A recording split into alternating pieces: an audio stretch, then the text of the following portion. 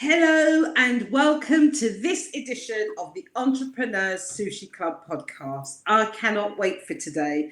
But before we get into that, I am your host, Gail Edwards, and today I'm joined by my equally lovely co-host, Lubna Zaru.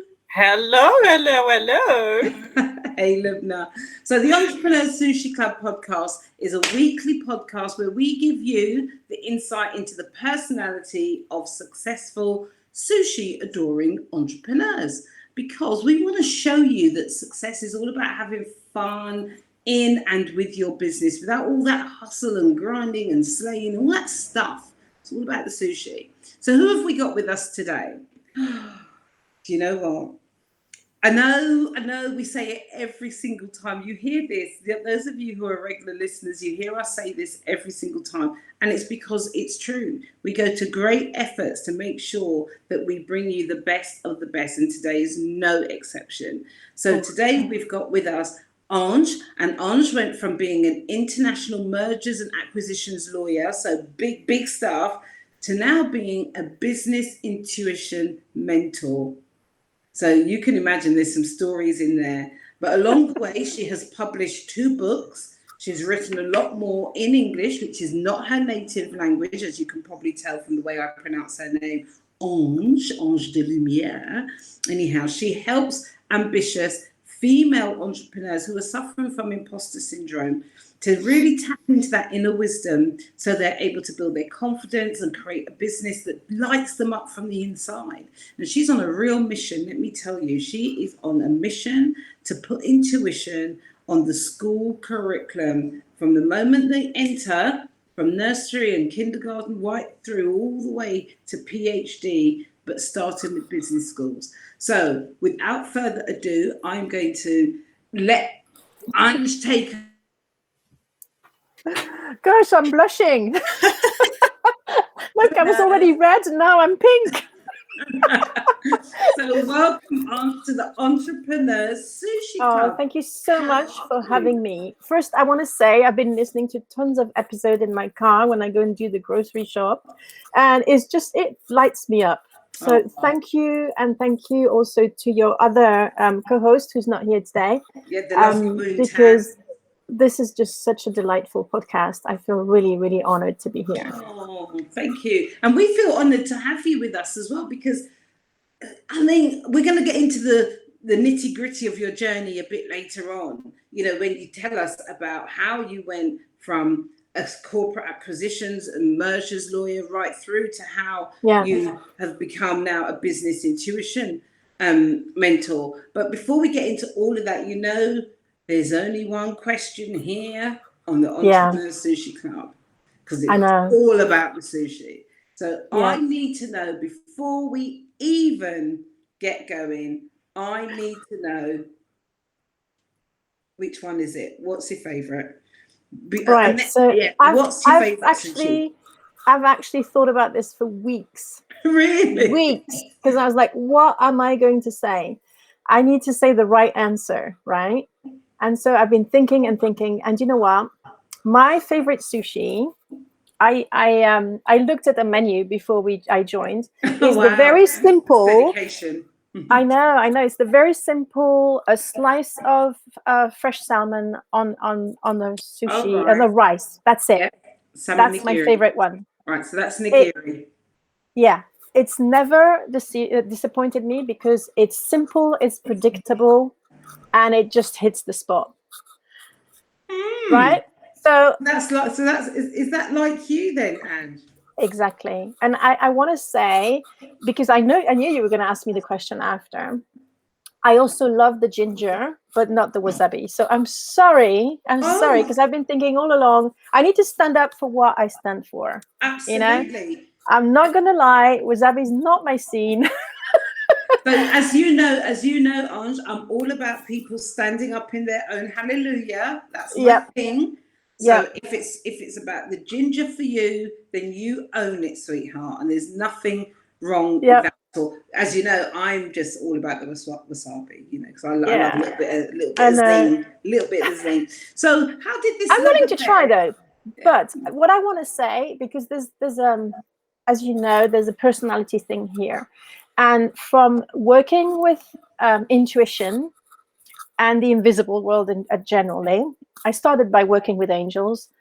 I know that if it's complicated, it's human, it's the brain, it's the intellect. If it's simple, it's intuition. Right. And so that's why, for me, it has to be a simple, very, very simple sushi. You know what you're getting. It's crystal clear. There's not too many flavors. It's just as simple and relaxing, you know, compared to your brain where you have all these things firing out all the time. And no, with if you're fully aligned, if you're tuned on to your intuition, things are just crystal clear and simple. And you're so right. You're so right. You know, we complicate things when we bring the head into it. We let things flow when we act from our guts, from that place of absolute, like you say, knowing. It's that intuition. It's that place of knowing. And then, you know, as people become more and more advanced on their journey and they learn to use things like their higher wisdom, they learn to respond from their sacral chakra and things like that, then of course we start to expand even more. But before we go into that, Ange, I just wanted to ask you, just going back to the sushi for a moment. You know, how did this love affair with sushi start? Because, you know, we're very clear here on this podcast. When people say to us, oh, but, you know, I kind of like sushi, we're not interested. You know, we get a lot of people who try to come in through the back door that way. They say, yeah, but I like sushi. And we say, yeah, but how do you really feel about it? Is it one of your go-to or your favorite foods? They say, well, not really. It's all right. No. We are all about entrepreneurs who like doing business. They love business, but they absolutely adore sushi. So the fact that you're here, exactly. So the fact that you're here already tells me that you're our kind of people. Okay. Yeah, and if I get to meet you in person, you and Lubna, we have to have sushi. Absolutely. That's a given. My journey with the sushi didn't start with a friend, because I heard you say on one of your recent podcasts that everybody else had been introduced by someone. And it wasn't the case for me. So how strange is that? Yeah. I love that. So you are already independent trailblazer there. Love that. I'm an explorer, for sure. You're an explorer. Love that. Yeah. And so you might or might know that I'm French. I'm from Paris, and I lived there for 36 years with parents who didn't even know what sushi was. Okay. No idea. And what happened is, in my second job as a lawyer, I worked north of Les Halles. I don't know if you know Paris at all. Yeah, I do.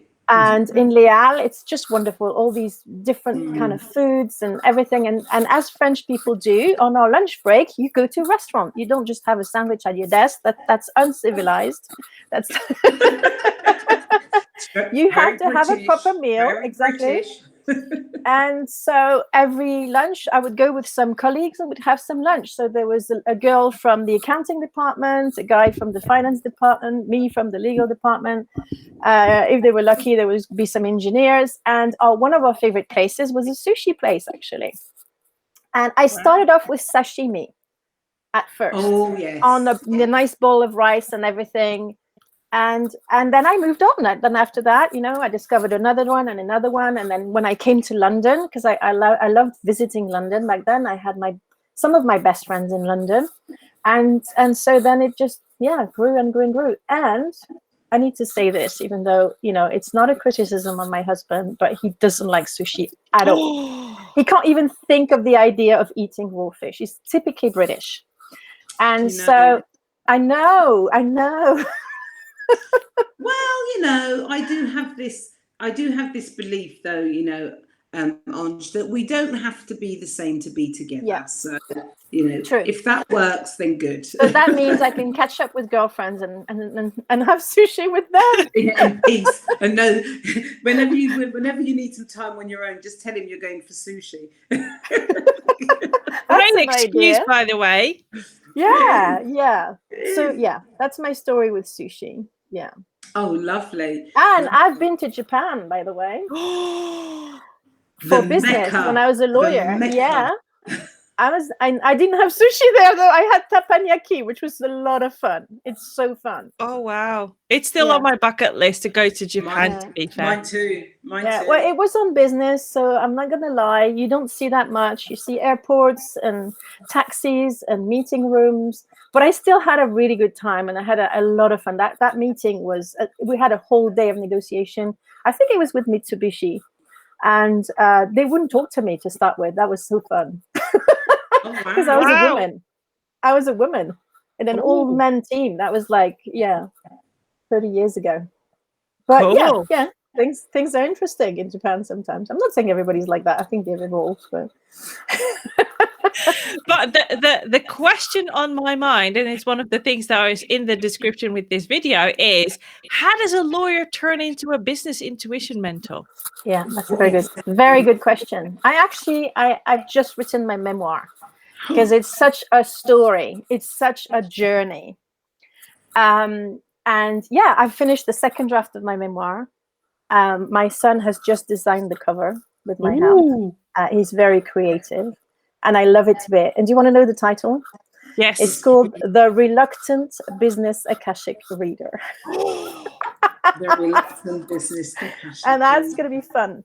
So nobody knows what Akashic readings are, and that's fine. I do. You do? I do. Oh, you do? Oh, I'm so sorry. No, I meant maybe the listeners don't. I don't know. Yeah, I've had my Akashic records. And remember, this is my arena, Ange. You know, we're talking about intuition and spirituality. And lots of my clients are intuitive and spiritual entrepreneurs.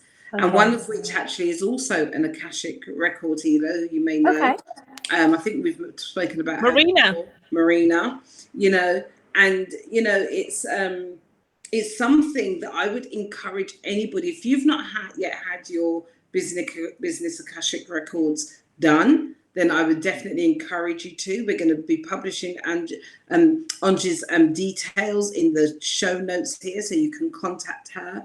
But definitely, it opened up so much for me, just in terms of information, but also a lot about me as well. You know, because the basis, the only reason that I can read business Akashic records is because businesses have souls. Yeah. Right? That's the starting point. So if that's something that's alien to you, I understand. If you told me that when I was a lawyer, I would say, okay, you're very nice. Just go and have a little walk, some fresh air. You'll feel better after that. So this is where I started. And it started, look, now you asked the question. I've been trying to pinpoint where it started, and I think it started with a dream. Okay.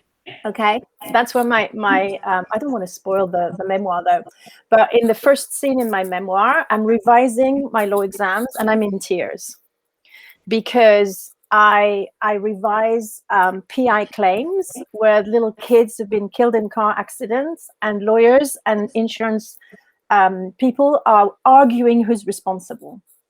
And I was just crying every day of my revisions, and I didn't want to be a lawyer. Not that kind of lawyer. Luckily, I knew I had a plan that, and actually how I got into law is even interesting in itself, but I'm not going to, you know, we only have half an hour. Let's just squeeze everything we can in of interest. We can have you back, Ange, to tell you your story. Especially when the book's ready to be published, we'd love to have you back. Yeah. So we can talk about you can get the first 3 chapters already. They're ready for downloads. But yes, I would love to come back when the book is ready for launch. So, and so I was in my little, do you know, in Paris, you have the chambre de bonne, which is little student rooms that used to be for maids, etc. So I was in a chambre de bonne, and my sister lived 3 stories below me. Because she was older than me, so she got into the flat, my parents' flat, and I was in the little room. And I had a dream about her, and I dreamt she was pregnant, and I dreamt that her boyfriend was leaving her because she was pregnant, and it was this whole mess. And after doing my revision, I decided to go and do some research at the faculty, the university. And on the way down, I was just like asking myself, should I tell her? Should I not tell her? Should I tell her? Should I not tell her? What if, you know, I just didn't know. And in the end, I thought, I will, because you never know. So I knock on her door and I say, hey, I had a dream about you. And she says, oh yeah, what is it? Well, you were pregnant and Jean left you. It was like, oh my God, she said. She just runs into her flat, into the bathroom, and I just follow her, wondering what the heck is going on. She comes out with her pill thing. I forgot my pill. And she said, thank God you told me. And then, okay, fine, bye, girl. And I went to uni and I just went to do my studies. And that was it. That was that. But I didn't do anything with it. It was just that one of these things that you just don't know. I had no one to turn to. I didn't understand what was going on. So for a couple of years, nothing else happened. Okay. Mm-hmm. Then I go to, that's the only one I'm going to share, because after that, I don't want to spoil the book. But the second instance is I finally, I'm in my third year and we're doing a gap year because I was an Erasmus student. And I went to UKC, University of Kent in Canterbury, to do a year before I finished my degree back in France. And I meet this really nice American girl who was doing a gap year as well. And her brother is in a coma.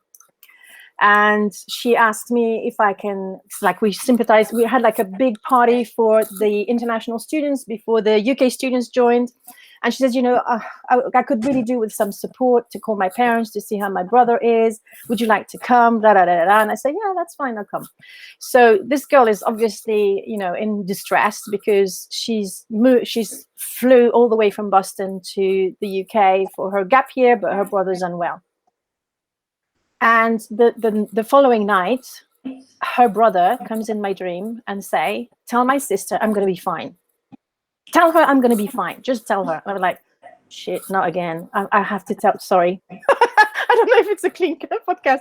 So I'm like, I agonize over breakfast. Should I tell her or not? Should I tell her or not? If I give her false hope, what is going to happen? I'm going to tell her brother's okay and he's going to die and I'm going to feel bad forever. This is worse than the story with my sister. You know, she's my sister. So I kind of like agonize and like, no, I've got to say it. I'm sorry. If I've had this dream, I've got to say it. I've got to share it. Yeah. So I do. And I'm like trembling, right? Trembling with all these ethics going on in my head and this palpitation and trepidation. And she calls her parents in the afternoon to find out how her brother is. He snapped out of coma. He's fine. Look at that. And I'm like, holy cow. Look at that. But then I'm still like, what am I supposed to do with this? No, I'm not doing anything with this. So I resisted probably for 10 years.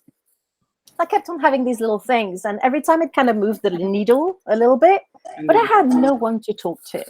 You know, my dad was like a devout Catholic. My mum was a complete atheist, so none of them could really help me. And the only person who could help me was my grandmother, who was psychic, but she had a bad experience with her psychic gifts. She had a day job, you know, she was not a professional psychic. And she decided one day that she would never touch the tarot again and not talk to anyone about it. So I didn't even know she was psychic. That's how she had turned the page on it. So yeah, that's how. And so perhaps the turning point was when I moved to the UK. That, you know, fast forward, I had a 15-year career as a lawyer. I moved to the UK because I was offered an amazing job in London with a company that we created, that we launched on the stock market. And my boss was promoted as the head of legal, and he took me in his suitcase. And I had 2 little children who were at the time 4 and 1. And I left my husband in the process. So that was... Oh, wow. Oh, wow. And it's a psychic who helped me have the courage to kind of like do that. So I have a lot of respect for psychic people. I've been very lucky to come across some really, really powerful ones. But still, Ange, what was the moment that you decided I'm fully embracing this gift? Oh, it took years. So let's move forward. Okay. Yeah. So I lose my job. Well, first I moved to London, and then a few years later, I lose my job. And I'm like, I'm going to give myself permission to do all the things I've never given myself permission to. You know, I've been the good girl. I got the nice job. I did the career that. So I decided to kind of embrace the inner artist in me. And also because this lady back in France had helped me so much to move to the UK and leave my French husband, I decided to have another psychic reading. Okay. And just like that, for fun, you know, what possessed me, I don't know. But I go there, and at the end of it, she asked her husband to come in. She brought through my grandmother and everything. It's got nothing to do with business at this point, but you'll see. And she just asked her husband to come in. He checks my hands because he's a palm reader, and it gets really a bit uncomfortable at this point because I'm not into that kind of stuff. And she turns to me, she says, "Do you know that you have angel dust coming out of your hands?" And I like, at this point, I want to run out. I'm like, I'm done with this. I don't want to hear any of this. And so, but I'm very polite. So I said, yeah, thank you very much. Goodbye. And I sit in my car for hours and I think, what the heck am I supposed to do with this? I have no idea. I'm a single mom of 2 kids. I'm a lawyer. I need to feed my kids. That's not going to feed my kids. But then I think, if I have this gift, I'm supposed to use it. Yeah. So on the side, I trained in spiritual healing. Then I trained in Reiki, all the way to Reiki master. But I had this real interest in intuition and psychics. So I started what I call my PhD in intuition, which means that basically I went to see psychics as often as possible. And observe them and kind of try and understand how they worked and everything else. And every single psychic I went to said to me, you should be doing what I do. You should be doing what I do. And so I thought, okay, first there was the lady with the angel dust. Now there's the people with the tarot.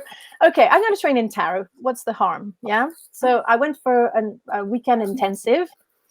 And in that weekend intensive, you know, everybody comes with a friend to tarot classes. I didn't. I was on my own. I always do that. There's a pattern there with you, Ange.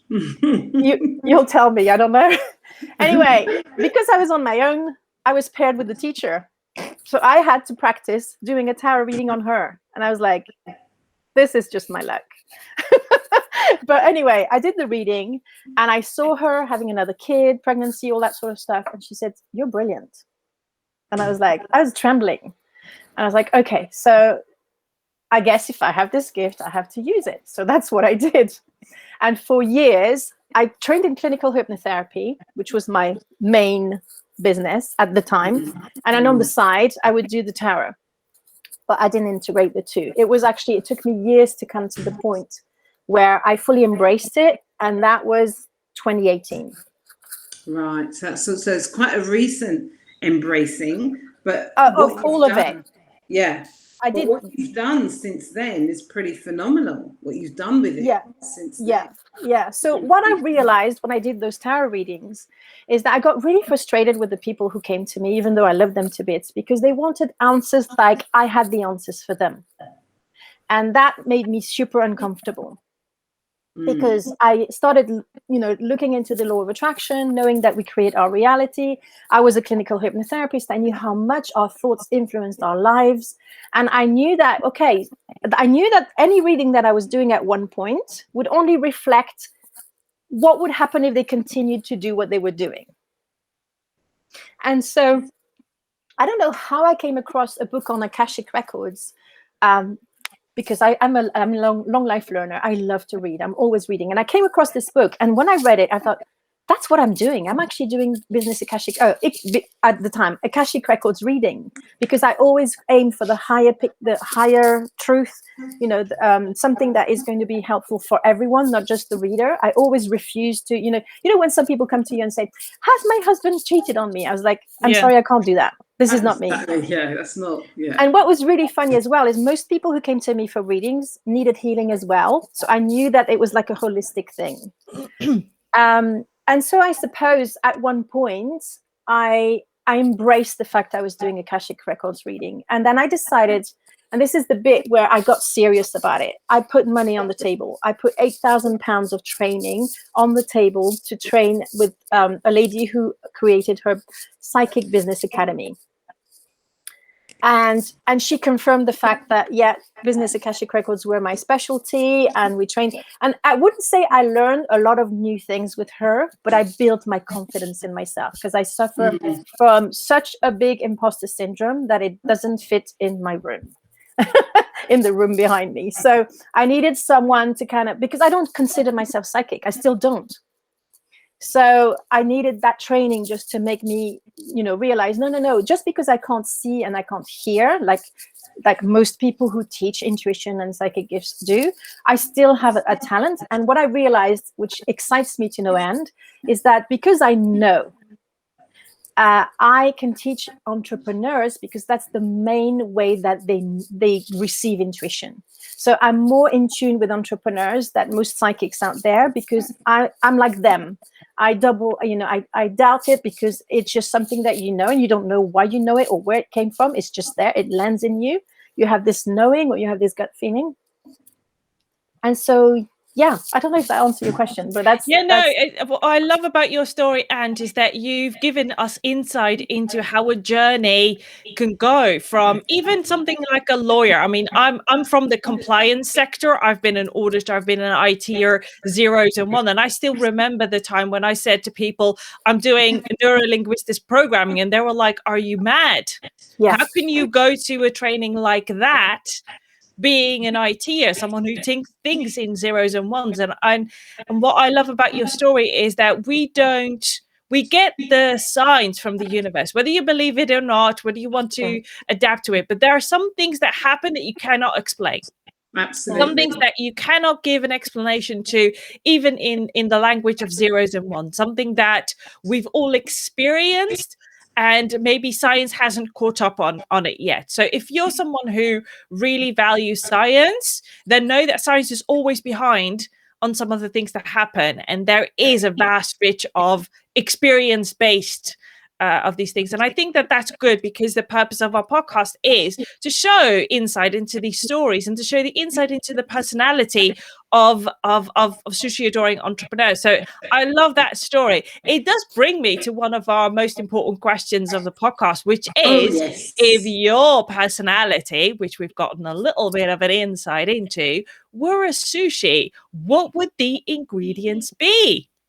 Well, actually, Lubna, Ange has already answered that question. Oh, sorry, I missed that. No, that's okay. But what I'm interested in as well is using Lubna's question rather than what if you were a sushi. Ooh, the business. What about your business? Because your business is slightly different. So if your business were a sushi, okay, with all the things that you've just told us and the evolution of it, what would it be, and what would the ingredients be, and why? And of course, we know you wouldn't have any wasabi, because you've already told us that she's a ginger girl. This is really hard to answer, and I'll tell you why. Because I'm going to say something very, very brave here, okay? Please, very brave. Please, because my business, I have a main business guide, and I don't know what kind of sushi he would like. So I need to kind of try and guess. And I would say, hang on a minute, I would say probably the same as me, but with a lot of wasabi. So your business will have wasabi. So that's salmon nigiri. So it's a salmon nigiri, but with the wasabi. I love that. I love that, because that's where you get that extra spice from. He was a man. And he was a lot more, I'm like a gentle person, whereas he was pretty full on. Yeah. Okay. Right. So that courage that you have in your business, that really helps to move people forward and expand them into their full potential. That's the wasabi. Yep. Yeah. Love it. That's what love it. Love it. As we are moving into the last couple of minutes of our time together for now, because I'm sure we're going to get you back. So if someone is listening right now, Ange, and thinking, I want my business Akashic records read, how did they get in touch with you? So I have a website called theintuitionrevolution.co.uk. Easy to find me there. I have a group on Facebook that I absolutely love, which is called Business Intuition for Female Entrepreneurs. Beautiful. I'm on Clubhouse. I have the Intuition Hour, which I hope people will join at 7:30 every Monday, starting next Monday, actually, where you can ask me any question about intuition. And I would probably encourage them to sign up for my webinar, which is on, let me just check. It's not next Monday, it's the one after, the 24th at 10 a.m. because I will be taking them through the 4 steps to trusting their intuition in business. And I know that with teaching intuition, the personality of people is so important. I'm not going to be for everyone. I'm very grounded. I don't talk about goddesses, okay? You will not hear me talk about it. My tagline is that you can learn to trust your intuition without meditating, without wearing crystals, and without giving up on coffee and wine. So that's my tagline. I am not your traditional woo-woo girl. Love that. Love And that. Yeah. and so I would love for them to experience that. If we could share the link for them to sign up for the webinar, they will get a workbook, a 19-page workbook that they could work through themselves, which asks you, because what I realized, because I've been running a 4 or 5-day challenge for almost a year now on how to trust your intuition. And what I realized is that people don't trust their intuition because they don't recognize it. So in my teaching, I show people how they receive their intuition, which is, it's very unique. Everybody receives it in a different way, in a different part of their bodies, and different at different times in different ways as well. So I'm really here to show people that there's no cookie cutter approach, and that and that there's a whole symbology. You have to understand your symbols, your life. There's universal symbols, there's cultural symbols, and then there's personal symbols. You have to understand all of that because your intuition is going to speak to you in symbols, not in words. Exactly. I love And that. so this is the journey that you can embrace. But what I will say, though, is I teach my VIPs how to work in their Akashic records as, in their business. And that is an energy that is super supportive of tapping into that bigger picture and that intuition. You don't need to be clairvoyant, clairaudient. If you just open the records before you start working, you're working them all day. It's almost like you leave your ego and your doubt at the door, and you do things so much quicker. It's like putting a turbo into your car. People don't understand how I do as much as I do by working 1 day a week, because I homeschool my kids. And now you're phenomenal. talking my language. Now you're getting into my zone, working smarter and not harder. And yeah, and I love what you shared, and I love that people can get in touch with you. Because if you're listening to this, even if there is a little inkling that is called curiosity, you don't have to believe in it. No, Even if you're thinking right now, I don't know what she's talking about. If you're feeling curious, just a tad curious, reach out to Ange and just go with an open mind. You don't have to do anything. It doesn't change you. Just listen and experience it. Because let's be honest, the more we know about ourselves, the better we will be, the better we can show up into the world. So, Ange, thank you so very much. Can I have 1 or 2 seconds more of your time? I want to pull a card for you from my business deck. One each, because this is a deck that I've prepared. It's based on the 15 years of tarot experience and business that I have. So who wants to have one first, just for fun? Gail, I'll start with you. Okay. So what does Gail's business want her to focus on right now? Let's have a card. I'm going to be writing this down. I've got my notebook. Oh, Gail, you got intuition. I'm not surprised. You can't invent these things, can you? I'm not surprised. All right, Lubna, your turn. I do 3 readings, by the way, in my group every Monday. So as well, it's a lot of fun. So Lubna, what does Lubna's business want her to focus on right now? What does your business want you to focus on right now? Let's have a check. Lubna, you ready? Yes. Yours is strategy. Do you know what? You really could not make this up. Lubna and I, right, we talk fairly often, fairly consistently, and we are always in each other's business, so to speak. And it's always the same thing. I focus on the intuition, the focus is on the strategy. Is that not true, Lubna? Absolutely, 100%. This is so in alignment. It really is. Fun. Oh, I love these cards. Honestly, I do. Honestly. I really do. I don't sell them. They're only for my VIPs at the moment, but I know when the time is right, I will do a Kickstarter for them. Because there's nothing like that on the market. You have trademark, the really classic things, upper limit, niche, Lovely. and yeah. Love it. So, And thank you so much. Honestly, it's been such a pleasure having you here with us today. And we could continue talking to you literally all day, there's no doubt. But unfortunately, we can't. Unfortunately, yeah. we can't. We have put all your contact details in the show notes, in this episode notes. So please, to all of our listeners, go there, contact Anne. She's got a webinar coming up that you heard her mention. Please, please, please go and seek her out. Okay, you will not regret it. So all that's left for me to say is to say thank you, thank you, thank you for listening to another episode of the Entrepreneur Sushi Club. And we would like to know, what's been your biggest takeaway from the conversation? You've heard that Lubna and I have had many, okay? So please take a moment, share this with us in our Facebook group, the Entrepreneur Sushi Club, and you'll find the link. You'll find the link in the description of this episode as well to the Facebook group. However, if you do know someone who will also benefit from listening to the episode, don't keep it to yourself. Share it with them. If you know another sushi loving entrepreneur and you think, oh, my friend would be really great on that podcast, then contact us, let us know. It has been an absolute pleasure as always.